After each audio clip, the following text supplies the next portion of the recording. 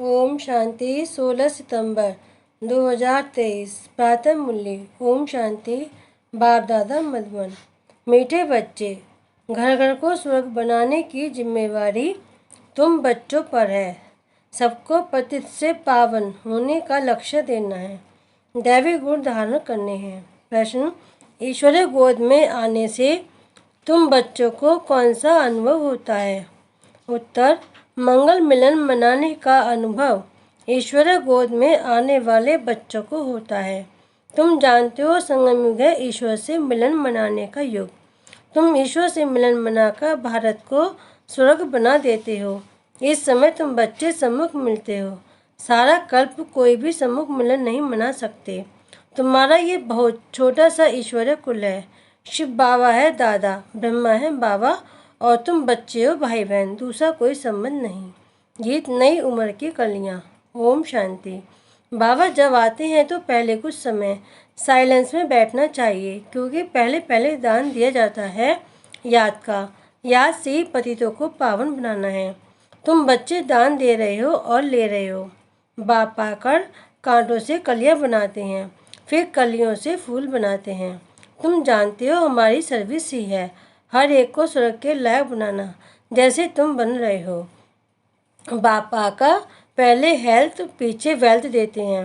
पहले शांति फिर सुख। वास्तव में सुख दोनों में है। तुम बच्चों को सुख और शांति दोनों चाहिए। और जो सन्यासी आदि हैं वह सिर्फ शांति चाहते हैं, सन्यासी सुख नहीं चाहते हैं। सुख तो वे दे ना सकें। अगर शांति दे में तो भी अल्पकाल क्षणभंगुर सुख के लिए। कहते हैं कि सुख तो काक विष्टा समान है। सन्यासी बहुत करके शांति चाहते हैं, मुक्ति के लिए। मुक्ति दूसरा कोई नहीं दे सकता। इसको बेहद की मुक्ति, बेहद की जीवन मुक्ति कहा जाता है। सो बेहद का बाप ही दे सकते हैं।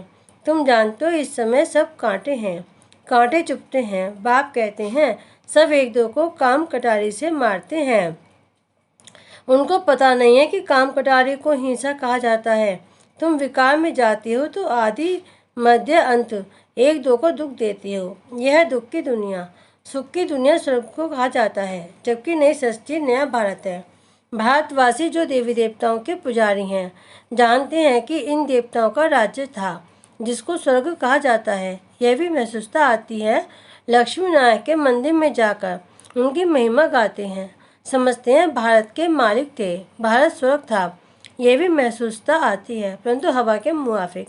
समझते हो, हैं भारत में लक्ष्मी नारायण के इतने मंदिर बनाते हैं तो उनकी राजधानी थी, महाराजा महारानी कहा जाता है, परंतु कब थे सो भूल गए हैं। कितनी ज़्यादा भूल है, कोई जास्ती टाइम नहीं हुआ है। 5000 वर्ष की बात है।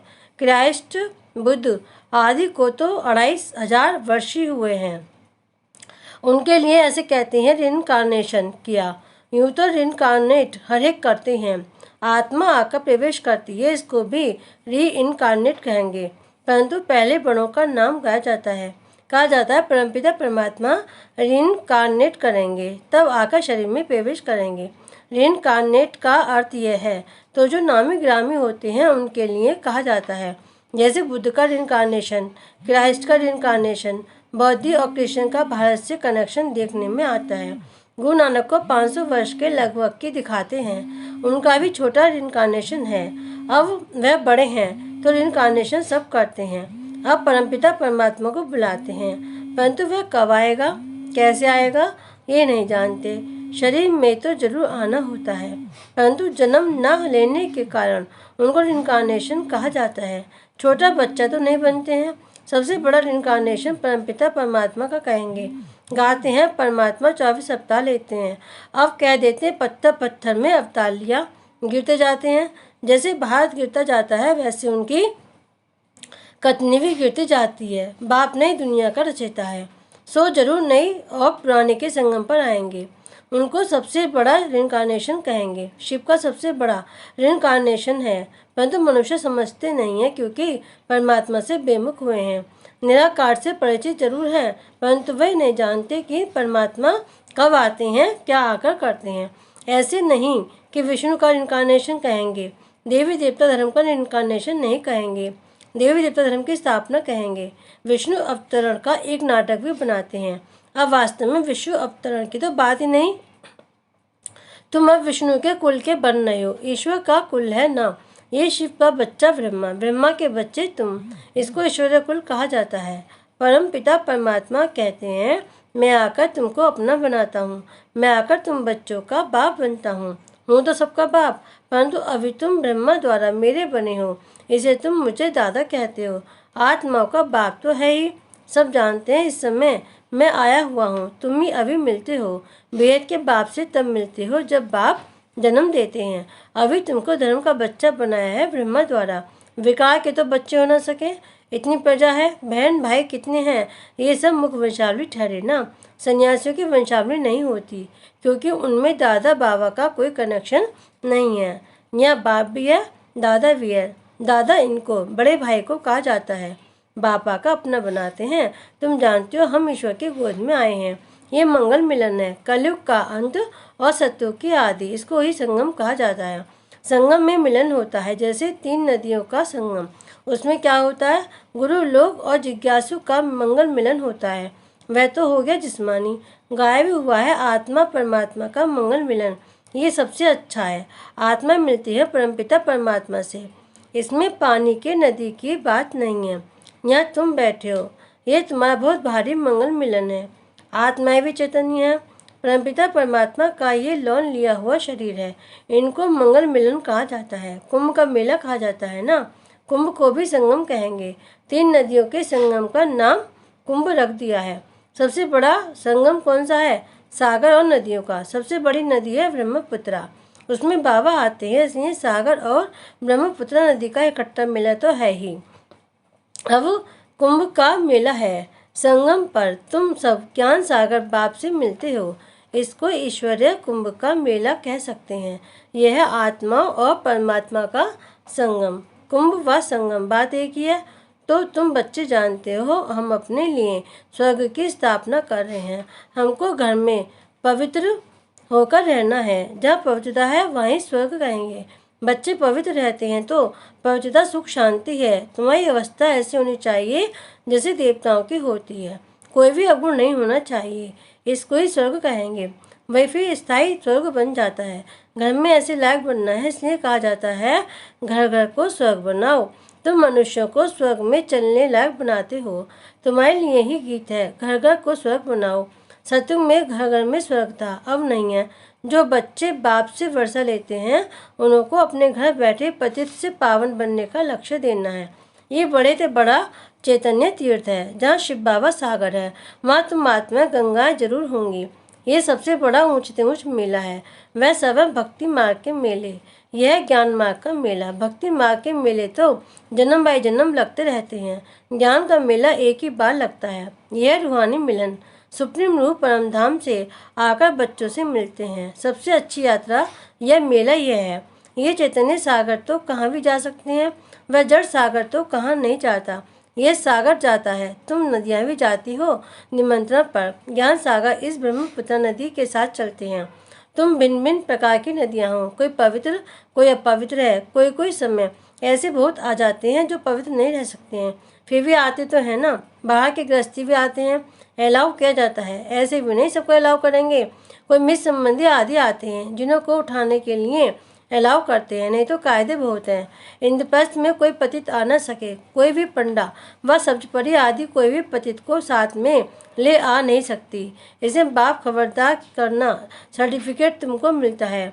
किसको साथ ले आती हो या भेज देती हो, रेस्पॉन्सिबिलिटी तुम्हारे पर है। यूँ तो सेंटर पर तो निमंत्रण भी देते हैं, कितने पतित आते होंगे। सेंटर पर पतित आए तभी तो उनको पावन बनाओ। यहाँ तो सागर बैठा हुआ है तो नियम रखे हुए हैं, नवज देखी जाती है। डॉक्टर सर्जन तो भिन्न भिन्न होते हैं ना। मम्मा बाबा व अनन्य बच्चे बात करेंगे तो झट पता लगेगा कि बुद्धि में बैठता है या नहीं। तुम कोई को भी समझाएंगे कि 2 बाप हैं तो झट मानेंगे, युक्ति बदलाई जाती है। परमपिता परमात्मा को तो सब याद करते हैं, हम फलाने बाप के बच्चे हैं, सिर्फ उनके ऑक्यूपेशन को नहीं जानते। ये तो तुम बच्चे समझ गए हो कि जिस जिस नाम रूप से जो मनुष्य आते हैं, उसी नाम रूप से 5000 वर्ष बाद फिर आना है जरूर। क्राइस्ट का जो चित्र है हूबहू फिर उसी समय ही हो सकता ऐसा और किसी मनुष्य का हो नहीं सकता। कृष्ण का जो चित्र है वह फिर और किसी मनुष्य रूप में हो ना सके। आत्मा भिन्न भिन्न नाम रूप देश काल में जन्म लेते लेते अब पतित हो गई है, उसको फिर पावन बनाते हैं। तुम जानते हो कल्याणकारी बाप है, अकल्याणकारी रावण है, सबको सदगति देने वाला बाप है। फिर इसमें मनुष्य तो क्या, सब चीज़ों की सदगति हो जाती है। नरक का विनाश, स्वर्ग की स्थापना होती है। जो कल पहले आए थे, कोई पंजाबी कोई पारसी आते हैं ना, सभी को निमंत्रण देना है। बाप आया हुआ है, ढिंडोरा पीटने में भी हर्जा नहीं है। तुम्हारे चित्र भी बड़े अच्छे हैं, अभी तुम मंदिर लायक बनते हो। अब भूतों को निकालने में बड़ी मेहनत है। लक्ष्मी अथवा नारायण को बनने के लिए विकारी अवगुण निकालने में कितनी मेहनत लगती है। कोई को काम का भूत, कोई को क्रोध का भूत, किसको मुंह पर भूत थप्पड़ मार देते हैं, एकदम गिर पड़ते हैं। लोभ वश भी गिर पड़ते हैं। अच्छे अच्छे घर के बच्चे मिठाई देखेंगी तो छिपा कर खा लेंगी। लोभ ने भी कितनों को नुकसान पहुंचा है। लोभ के वश ही चोरी करते हैं। पहले तुम भट्टी में थे, अभी तो सबको अपने घर में भट्टी बनानी पड़े। बाप ने एक ही बड़ी भट्टी बनाई, अभी तो कहते हैं पहले 7 रोज भट्टी में रहना पड़े। आजकल किसका भट्टी में बैठना बड़ा मुश्किल है। सेंटर में भी आते हैं तो रंग चढ़ाते हो, फिर घर में जाने से उड़ जाता है, संग दोष लग जाता है। अभी तो बड़ी मेहनत है। अभी तुम बच्चे जानते हो हम ईश्वरीय कुल में बैठे हैं, दादा बाबा और हम भाई बहन हैं। ब्राह्मण कुल सर्वोत्तम गाया हुआ है, उन ब्राह्मणों को भी तुम ज्ञान दे सकते हो। ब्राह्मण है उत्तम चोटी, यह संगमयुगी ब्राह्मण ही फिर देवता बनते हैं। पहले तो देवताओं से भी ऊंच ब्राह्मण है, चोटी तो ऊंची ठहरी ना। तुम ब्राह्मण देवताओं की पूजा करते हो, अपने को पुजारी उनको पूज्य समझते हो। तुम उन पुजारियों ब्राह्मणों को भी समझा सकते हो। तुम तो हो सच्चे सच्चे ब्राह्मण संगमयुगी। तुम ब्रह्मा मुख वंशावली हो, फिर तुम सो देवता बनते हो। स्वर्ग का देवता जरूर परमपिता परमात्मा ही बनाएंगे। अच्छा मीठे मीठे सिकिल्दे बच्चों प्रति माता पिता बाप दादा का याद प्यार और गुड मॉर्निंग। रूहानी बाप की रूहानी बच्चों को नमस्ते। हम रूहानी बच्चों की रूहानी बाप दादा को याद प्यार गुड मॉर्निंग और नमस्ते नमस्ते नमस्ते। ओम शांति। धारणा के लिए मुख्य सार। नंबर 1, अंदर के अवगुणों की जांच कर उन्हें निकालना है। संग दोष से अपनी संभाल करनी है। देवताई गुण धारण कर स्वयं को लायक बनाना है। नंबर 2, घर घर को स्वर्ग बनाने की सेवा करनी है। भूतों को बाप की याद से भगाना है। बाप के साथ मंगल मिलन मनाते रहना है। वरदान, अपने अनादि संस्कारों को इमर्ज कर सर्व समस्याओं को पार करने वाले उड़ता पंछी भाव। आप सब अनादि रूप में हो ही उड़ने वाले, लेकिन बोझ के कारण उड़ता पंछी के बजाय पिंजड़े के पंछी बन गए हो। अब फिर से अनादि संस्कार इमर्ज करो, अर्थात फरिश्ते रूप में स्थित रहो। इसी को ही सहज पुरुषार्थ कहा जाता है। उड़ती पंछी बनेंगे तो परिस्थितियां नीचे और आप ऊपर हो जाएंगे। ये सब समस्याओं का समाधान है। स्लोगन, हर कदम में कल्याण समझ हर आत्मा को शांति की शक्ति का दान देना ही सच्ची सेवा है। ओम शांति।